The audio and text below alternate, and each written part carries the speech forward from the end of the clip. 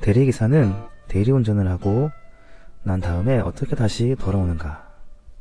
처음 이 책을 읽게 된 동기는 아주 단순했는데요. 그저 대리기사에 대해서 궁금해서였습니다. 책에서 설명하지만 제일 궁금했던 것은 대리기사는 대리운전을 하고 난 다음 어떻게 다시 돌아오는가였는데요. 인터넷 기사를 통해 대리운전 회사의 셔틀이 각 거점을 돌며 태우고 온다는 것을 알고는 있었지만 이 책을 통해 시원하게 그 궁금증이 해결되었습니다. 또한 책을 읽어가면서 저자의 이야기는 동시대를 살아가는 우리 세대의 이야기일 수도 있겠다는 생각이 들었는데요. 책을 읽어보니 이 책은 이 시대를 살아가는 내 친구의 이야기였으며 바로 나의 이야기였습니다. 그것만으로도 충분히 읽을 가치가 있었습니다. 책과 기사는 확실히 다르고 실제 경험한 사람의 이야기는 영향력이 있는데요. 대학 강사와 대리기사의 환경 처우에 대한 여러 기사가 있었지만 이 책만큼 그 현실을 적나라하고 진실되게 전달하는 기사는 없었으리라 생각됩니다. 같은 대학 연구실의 동료로부터 원망을 듣는 부분은 정말 마음이 아팠는데요. 응원해주고 격려해줄 것 같았는데 역시 현실은 그렇지 않았습니다. 문제는 저자는 그곳으로부터 벗어날 수 있었지만 나머지 대부분의 사람들은 여전히 그곳에 머무르고 있다는 점인데요. 한국 사회가 빨리 변화되기를 기대해 봅니다. 저자는 책에서 여러 번 자신의 틀을 만들고 스스로 사유해야 하며 끊임없이 불편해하고 의심하고 질문해야 한다고 말합니다. 그렇지 않으면 타인의 욕망을 자신의 욕망이라 믿으며 타인의 삶을 살아갈 수밖에 없다고 하는데요. 이것이야말로 우리 세대가 경각심을 가지고 마음속에 깊이 새겨야 하는 문제입니다. 대한민국의 입시 교육을 받은 우리는 질문하지 않는 세대입니다. 사유하지 않는 세대입니다. 몇 주 전에 우연히 유치원에 다니는 아이와 이야기할 기회가 있었는데요. 이야기를 하다가 아이에게 궁금한 것이 있으면 물어보라고 했습니다. 그랬더니 자기는 질문하지 않을 거라고 대답했습니다.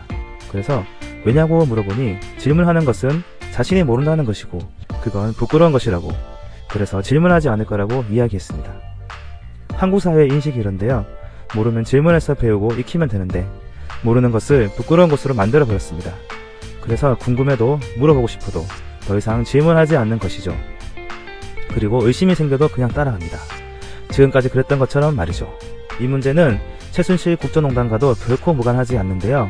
정말 한국 사회 모든 문제의 결정판이 최순실 국정농단인 것 같습니다.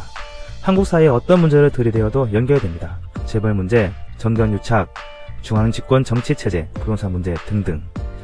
기본적으로 모든 사람에게 배울 점이 있다고 생각하는데요. 각자가 가진 인생 스토리가 있기 때문에 모든 사람들이 자신의 인생에 대해서 정리하고 책으로 쓰면 좋겠다는 생각도 가지고 있습니다. 저자도 비슷한 내용을 이야기합니다. 모든 이들은 존중할 만한 자신의 삶을 영위하고 있고 누구라도 내 인생의 지도교수가 될 수 있다는 자각, 이러한 삶의 태도를 얻었기에 저는 지금 무척 행복합니다. 그랬을 때 주제를 더 명확히 드러내는 방법 중 하나는 내가 지금 묘사하는 주제와 반대의 입장에 있는 혹은 대조되는 주제가 무엇인지 비교 서술하는 것인데요. 저자는 대리기사와 택시기사의 비교를 통하여 공간의 주체라는 주제를 좀 더 명확히 드러냅니다. 대통령 글쓰기의 저자 강홍국 씨도 노무현 대통령의 연설 작성 관련하여서 비슷한 이야기를 했는데요. 주장, 논지, 반대 입장 이런 식으로 연설을 구성할 것을 이야기했습니다. 책에서 아내라는 호칭을 사용하게 된 이유를 설명했던 내용도 흥미로웠는데요. 자세한 내용은 책을 참고하시기 바랍니다.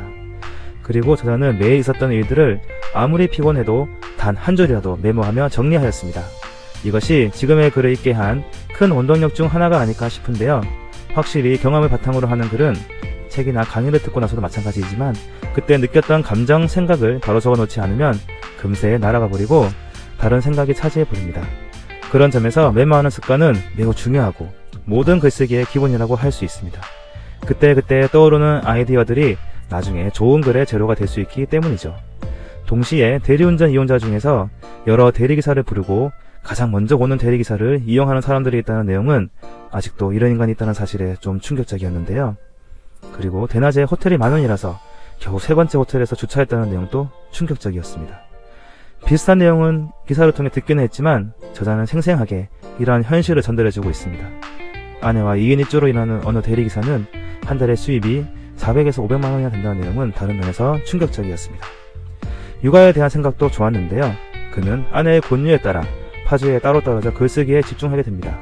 그러면서 그는 글쓰기와 대리운전으로 번 돈을 꼬박 생활비로 붙이며 그것이 내가 맡아야 할 여러 역할 중 일부이고 가장 간편한 방식이라고 고백합니다. 육아를 함께한 사람만이 이런 고백을 할 수 있죠. 요즘 많은 가장들이 기러기 아빠가 되어 돈을 붙이는데 급급한데 그건 정말 육아와 자녀 양육에 있어서 아주 일부이고 간편한 방식이라는 것을 꼭 알아야 합니다. 을과 을의 전쟁이라고 표현한 카카오와 비카카오 기사들 간의 위화감도 저자의 뛰어난 통찰력이 빛나는 부분인데요. 저자는 우리 사회 어디나 마찬가지라고 하며 을의 앞을 막아서는 것은 또 다른 을이라고 말합니다.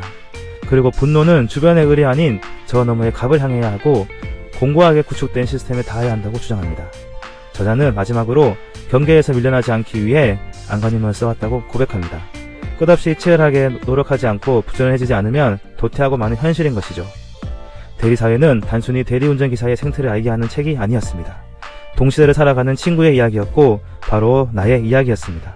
이러한 책들이 많이 나와서 함께 공감하며 고민하기를 기대해 봅니다.